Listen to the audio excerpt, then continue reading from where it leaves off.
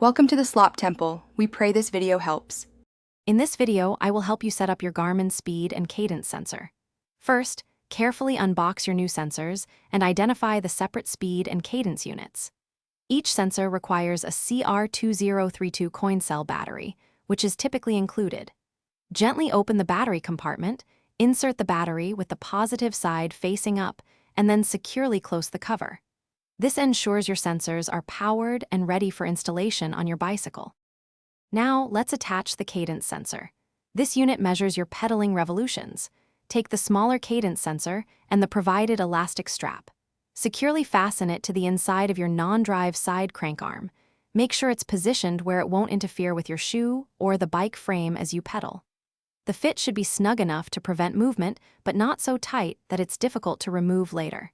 This placement ensures accurate cadence readings. Next, we'll install the speed sensor.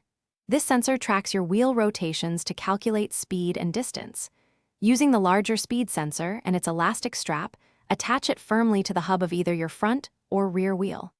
It's important to center the sensor on the hub, ensuring it doesn't rub against any spokes or other bicycle components.